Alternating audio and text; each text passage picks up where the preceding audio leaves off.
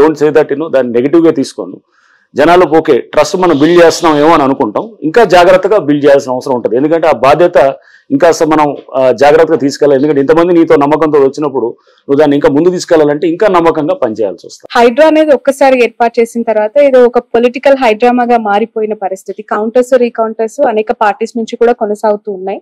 ఒక పార్టీ వాళ్ళు అంటున్నారు మిమ్మల్ని సంకిలం చెరువు పైన నిర్మించిన ఎడ్యుకేషనల్ ఇన్స్టిట్యూట్స్ MIM కి సంబంధించి కూల్చేసే దమ్ముందా అని మిమ్మల్ని ప్రశ్నిస్తున్నారు. మరొకరు అంటారు నాది తప్పు ఉంటే నేను అక్రమంగా కడితే వచ్చి కూల్చేయండి అని ఇంకోరు చెప్తున్నారు.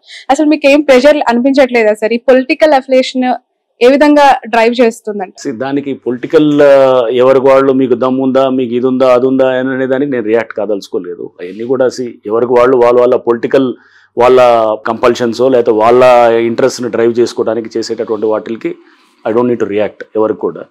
సో మాకు అక్కడ చేసేటప్పుడు ఒక పద్ధతి క్రమం బట్టి పోతాము. సో డెఫినెట్గా FTLలో ఒక ఎడ్యుకేషన్ ఇన్స్టిట్యూషనో లేకపోతే ఇది వచ్చినప్పుడు దాన్ని 100% దాని మీద యాక్ట్ చేయాల్సి వస్తుంది.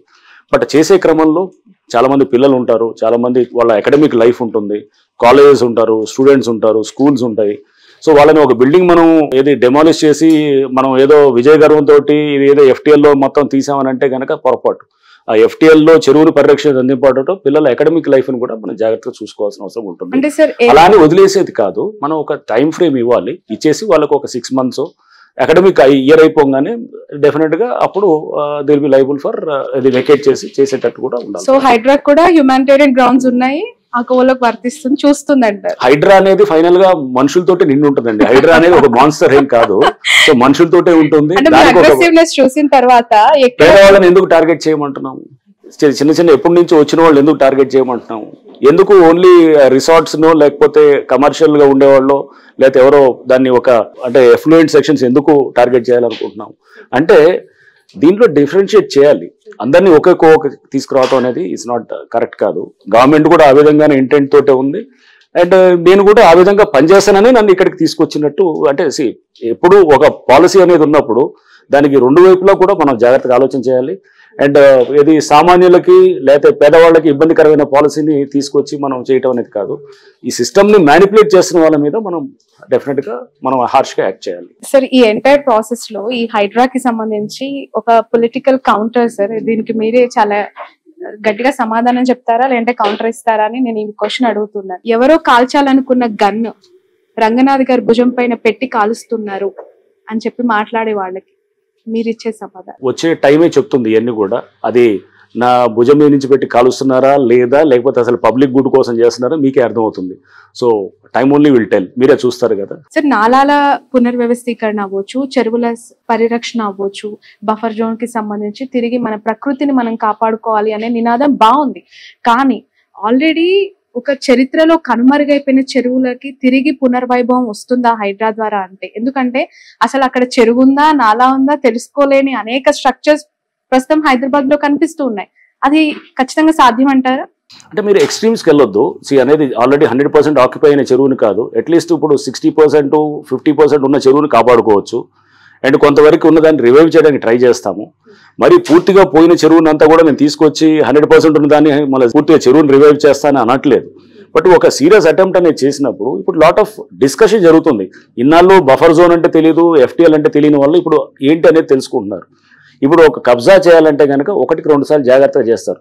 మీరు చూస్తున్నారు ఇప్పుడు చాలా ఎంక్రోచ్మెంట్స్ కూడా అసలు నేనే ఆశ్చర్యపోతున్నాను. రోజు చాలా జరుగుతున్నాయి హైడ్రాకి సంబంధం లేకుండా. మరి ఇన్నాళ్ళు ఎందుకు జరగలేదు, ఇప్పుడు ఎందుకు జరుగుతున్నాయి? సో అంటే ఒక కల్చర్ చేంజ్ కూడా వస్తుంది. That is what we precisely want.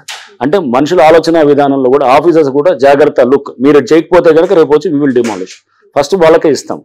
And రేపు మేము డిమాలిష్ చేస్తే కనుక దాంట్లో ఆఫీసర్స్ ని ఎవరైతే బాధలు ఉన్నారో వాళ్ళని డెఫినెట్ గా దిల్ బి బుక్డ్ అనమాట. హైదరాబాద్ కామన్ పీపుల్ కి హైడ్రా ద్వారా కమిషనర్ ఆఫ్ రంగనాథ్ గారు ఎలాంటి సలహా ఇస్తారు? ఒక సలహా ఇవ్వమంటే అంటే దీనికి సంబంధించి ఒక పానిక్ వాళ్ళలో కనిపిస్తోంది, మా ఇల్లు కూల్చేస్తారేమో, మా ఇల్లు నేలమట్టం అయిపోతుందేమో, ఒక భయంతో ఉన్న వాళ్ళకి మీరు ఇచ్చే ఒక అమూల్యమైన సలహా.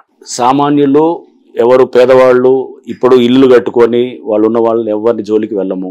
మిడిల్ క్లాస్ వాళ్ళు ఎవరు కూడా వాళ్ళు ఇల్లులు కట్టుకొని వాళ్ళు ఉన్న వాళ్ళని ఎవరి జోలికి వెళ్ళము. ఎక్కడైతే కనుక FTL చుట్టూ ఉన్నటువంటి దాంట్లో లగ్జరీ హోమ్స్ అంటే లైక్ సపోజ్ సంబడి ఏదో రిసార్ట్స్ ఏదో ఉన్నది అట్లాంటి వాళ్ళ దగ్గరికి అది చేస్తాము.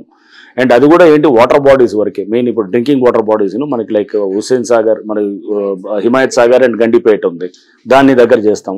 వేరే లేక్స్ దగ్గర కూడా అలానే విల్లాస్ వాళ్ళని టార్గెట్ చేస్తామని అందరినీ అనట్లేదు. దాంట్లో ఇప్పుడు కన్స్ట్రక్షన్ చేస్తున్నారు, సపోజ్ కొంతమంది కన్స్ట్రక్ట్ చేస్తున్నారు, వాళ్ళని కూడా ఖచ్చితంగా చేస్తాం. ఎవరో నేను విల్లా కొనుక్కుంటున్నాను, చెరువు దగ్గర కొన్నాను, ఆల్రెడీ కొన్నాను, నేను విల్లాలో ఉన్నాను, అరే జస్ట్ బికాజ్ నేను విల్లా ఇది కొంచెం ఇది మంచి నేను కాస్త హైయర్ లెవెల్లో ఉన్నాను కాబట్టి నాది కూలగొడతారంటే అలా కూడా ఉండదు. సో దాంట్లో మనం వెళ్ళేటప్పుడు మీకు ఈ ఫార్ములేట్ చేసినప్పుడు ఏది మేము వెళ్తామంటే ఫస్ట్ ఇదండి, అంటే బేసికల్గా ఒక కమర్షియల్స్ లేకపోతే వాళ్ళ అంటే అతని ఉండడానికి కాకుండా అతను ప్లెజర్ కోసం వాడేదాన్ని ముందు టార్గెట్ చేస్తాను, లేదా అతని కంఫర్ట్ కోసం కమర్షియల్ ఇప్పుడు ఒక ఏది కన్వెన్షన్ హాల్, లేదా అతను ఒక కమర్షియల్ కాంప్లెక్స్, లేదా ఒక రిసార్ట్, లేదా ఒక సమ్ గేమింగ్ విలేజో ఇట్లాంటి వాటిలన్నింటినీ కూడా డెఫినెట్గా it comes with in the purview of, అంటే ఫస్ట్ ఫోకస్ చేసి నెక్స్ట్ స్టెప్ బై స్టెప్ తీసుకెళ్తూ అండ్ నాలాస్లో కూడా నాలాస్ పక్కన బఫర్లు ఉంటాయి, బఫర్లు దాని మీద కన్నా ముందు నాలాని బ్లాక్ చేసేది, నాలాని రివైవ్ చేయాలన్నమాట, మూసేసిన నాలాన్ని తెరిపించాలి. అది తెరిపించాలన్నప్పుడు దాంట్లో అన్నింటినీ మనం చేస్తే కనుక మొత్తం మనం ఒకేసారి అన్ని ఫ్రంట్స్ ఓపెన్ చేయకూడదు. సో మెల్లిగా స్టెప్ బై స్టెప్ వెళ్ళి దాన్ని గ్రాడ్యువల్గా ఆ ప్రాబ్లమ్ని లీస్ట్ పబ్లిక్ రెసిస్టెన్స్ తోటి మాక్సిమం పబ్లిక్ గుడ్ చేయగలిగితే కనుక then that is what we wanted. Right sir, Janwada farm houses కి సంబంధించి చాలా పెద్ద ఎత్తున చర్చ జరుగుతోంది. What is your stand on that? ఏం గుర్తించారు, అక్కడ ఏం జరిగింది అనుకుంటున్నారు? జన్వాడ ఫార్మ్ హౌస్ అనే దాని గురించి చూస్తే కనుక అది మోర్ ఆఫ్ 111 జీవోలో ఉన్నటువంటి ఇదిగా మేము చూస్తున్నాము. సో 111 జీవో అనేది మా స్కోప్ లో లేదు. నెంబర్ 1, మీరు ఎంటర్ అవ్వరా అక్కడికి? 111 జీవోలో మేము ఎంటర్ అవ్వం, మేము రాము. 111 జీవోలో అంటే చాలా ఉన్నాయి, హండ్రెడ్స్ ఆఫ్ వేల స్ట్రక్చర్స్ ఉన్నాయి, ఇది ఒకటే ప్రత్యేకంగా ఎందుకు వెళ్తాం? నాలా ఉందనుకోండి, for example near to the lake అని చెప్పి కూడా FTL బఫర్ లో ఖచ్చితంగా చేసేవాళ్ళు, అది లేదు, అది 111 జీవోలో ఉంది. బట్ రేపు అక్కడ 111 జీవోలో చాలా స్ట్రక్చర్స్ రిమూవ్ చేస్తున్నప్పుడు దాంట్లో జన్వాడ ఫార్మ్ హౌస్ ఉంది, హైడ్రాన్ హెల్ప్ అడిగితే ఖచ్చితంగా చేస్తాం. సపోజ్ అక్కడ 100 స్ట్రక్చర్స్ తీస్తున్నాం, మొత్తం ఏరియాలు అంతా కూడా తీస్తున్నప్పుడు దాంట్లో దిస్ ఈజ్ ఆల్సో వన్ అంటే నేను హెల్ప్ చేస్తాం, డెఫినెట్ చేస్తాం. బట్ ఇండివిజువల్గా ఒకళ్ళని మనం పొలిటికల్గా చేసేది అట్లా ఆలోచన హైడ్రా చేయదు. అండ్ ఆ విధంగా దాన్ని మీరు అంటున్నారు కదా ఇందాక ఏదో భుజం మీద పెట్టి కాల్చేదానికి హైడ్రా అనే దానికి అది ఆ ఇన్స్టిట్యూషన్ కానే కాదు. ఓకే, ఎక్కువగా వినిపిస్తుంది లైక్ పల్లా రాజేశ్వర్ గారు, మల్లారెడ్డి గారి కాలేజెస్ కి సంబంధించి కావచ్చు, లేదంటే ఇతర ప్రతిపక్ష పార్టీలకు సంబంధించిన నేతలవే ఎక్కువగా టార్గెట్ అయినట్టు కనిపిస్తుంది. హైడ్రా నిష్పక్షపాతంగా పనిచేయట్లేదు అనే ఆరోపణ. మీకు ఇన్నాళ్ళు నేను రిలీజ్ చేశాము ఎవరెవరు డిమాలిష్ చేశామనేది. దాంట్లో టీఆర్ఎస్ వాళ్ళు ఎంతమంది ఉన్నారు చూస్తే ఒకళ్ళు ఉండొచ్చు, బహుశా భాస్కర్ రావు గారిది ఎవరిదో ఉన్నట్టుంది. ఆయన కూడా is not a core politician కాదు. సో టీఆర్ఎస్ వాళ్ళు ఎవరు లేరు, అంటే మీరు అన్నట్టు బీఆర్ఎస్ వాళ్ళది చేశారనేది. సో అది ఫస్ట్ ఆఫ్ ఆల్ అప్రహెన్షన్, ఆరోపణలు, అది నేను అప్రహెన్షన్ రియాక్ట్ కాకూడదు. సో ఇది నెంబర్ 2 ఇస్ కొంతమంది ఎంఐఎం వాళ్ళది ఎస్ వి డిమాలిష్, అండ్ దాంట్లో బీజేపీ వాళ్ళు కూడా ఉన్నారు, కాంగ్రెస్ వాళ్ళు కూడా ఉన్నారు, కాంగ్రెస్ వాళ్ళే కూడా చేసినప్పుడు న్యాచురల్గా అన్ని పార్టీలు ఉన్నప్పుడు ఇక మరి ఈ ఆరోపణ ఎందుకు వస్తుంది? ఇది అన్ని పొలిటికల్గా ఎక్కడో అలిగేషన్ చేసేదానికి రేపు అందుకో ఎన్ని వర్క్ తోటి మనకు చూపించేటటువంటి ఉంటాయి. వెళ్ళే కొద్దీ మీరు నెక్స్ట్ 1 month 2 months 3 months మీరు చూసినప్పుడు దాంట్లో అప్పుడు ఎక్కువ టీఆర్ఎస్ వాళ్ళే డిమాలిష్ అయినాయా లేదా ఎవరు డిమాలిష్ అయినాయి, అసలు పార్టీలకు సంబంధించిన డిమాలిష్ అవుతున్నారా, ఇవన్నీ కూడా నాకు అర్థం అవుతాయి. ఫైనల్ గా ఒక క్వశ్చన్ సార్, హైడ్రాక్ అసలు చట్టబద్ధత అనేది లేదు, కేబినెట్ లో అప్రూవల్ లేదు, దీనికి ఒక చట్టం అనేది కాదు, ఇది జస్ట్ ఒక జివో తీసుకొని వచ్చేస్తున్నారు, అక్కడ నోటీస్ వచ్చేసింది కట్టేశారని చెప్పి కూల్ చేస్తున్నారు. అథెంటికేషన్ ఏంటి అసలు? కోర్టు కూడా ఒకవేళ మిమ్మల్ని ప్రశ్నిస్తే మీ సమాధానం ఎలా ఉండొచ్చు? హైడ్రా అనేది ఒక జివో ద్వారా కాన్స్టిట్యూట్ అయింది. జివో అనేది ఒక గవర్నమెంట్ ఆర్డర్ ఉంటుంది, 99 జివో ఉంది, dated 19th July last month తో వచ్చింది. సో ఇది జివో కాన్స్టిట్యూట్ చేయడానికి ఏంటి, ఆర్టికల్ 162 అని ఉంటుంది రాజ్యాంగంలో. ఆర్టికల్ 162 ఏం చెప్తుందంటే the executive power of the state extends to all the subjects to which the legislative power of the state extends to అనమాట. అంటే చట్టాన్ని చేసేటటువంటి అధికారం ఎక్కడ దాకా ఉంటుందో ఆ అన్నిటికీ కూడా ఎగ్జిక్యూటివ్ పవర్, అంటే ఎగ్జిక్యూటివ్ ఏది ఇట్లా ఒక గవర్నమెంట్ ఆర్డర్ ద్వారా చేసేదానికి కూడా అవకాశం ఉంటుంది. అండ్ దీనికి గవర్నమెంట్ ఆర్డర్ ద్వారా, ఎగ్జిక్యూటివ్ రిజల్యూషన్ ద్వారా, అంటే ఎగ్జిక్యూటివ్ ఆర్డర్ ద్వారా చాలా సంస్థలు ఫ్లోట్ అయినాయి ఇంతకుముందు.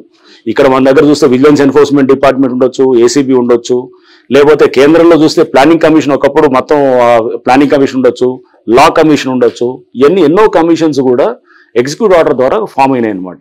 సో అందుకోసము దీనికి ఓన్లీ చట్టం చేస్తేనే ఇది అనేది కాదు, బట్ డెఫినెట్గా దీనికి కొన్ని ఎక్కడెక్కడైతే కొన్ని చిన్న చిన్న లూప్ హోల్స్ ఉన్నాయో దానికి కూడా చట్టబద్ధత తీసుకురావడానికి కంప్లీట్ ఇది ఒక ఇండిపెండెంట్ బాడీ అంటారా సార్? ఇండిపెండెంట్ డిపార్ట్మెంట్, ఎవరు దీని వెనక ఎవరు ఇండిపెండెంట్ డిపార్ట్మెంట్. దీనికి బడ్జెటింగ్ సెపరేట్ చేశారు. దీనికి గవర్నింగ్ కౌన్సిల్ కి చైర్మన్ సీఎం గారు ఉంటారు.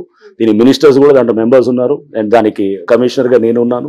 సో ఇవన్నీ దీనికి ఒక జియో ద్వారా వచ్చిందనేది చట్టం పరిధిలో రాదు అనంటే పొరపాటు. అది GO is also legally valid ఇదనమాట. ఒక అంటే లీగల్ గా ఫార్ములేట్ అయినటువంటిది అనమాట. రైట్. విస్తరించడానికి పోలీస్ స్టేషన్స్ అన్నారు, చాలా కొత్తగా అనిపించింది sir. Finally conclude with that, ఎన్ని పోలీస్ స్టేషన్స్ ఏర్పాటు చేయబోతున్నారు, ఎంత స్టాఫ్ పెంపొందించాలని అనుకుంటున్నారు? ఒక పోలీస్ స్టేషన్ తో పెట్టాలండి హైదరాబాద్. అక్కడ కంప్లైంట్స్ ఏ రకంగా తీసుకునే అవకాశం ఉంది స్టేటస్ కోసం? అంటే ఇప్పుడు మీరు ఒకటి ఎక్కడన్నా ఒక లేఅవుట్ ఉందనుకోండి, లేఅవుట్ లో వాళ్ళు దొంగ లేఅవుట్లు వేసి, లేకపోతే ఆల్రెడీ ఎగ్జిస్టింగ్ లేఅవుట్ లో పార్కులు ఉన్నాయి, దాన్ని తీసేసి ఇంకో లేఅవుట్ వేసి దాన్ని మళ్ళీ అమ్మారనుకోండి, అమ్మితే కనుక దాన్ని చెక్ చేస్తాం.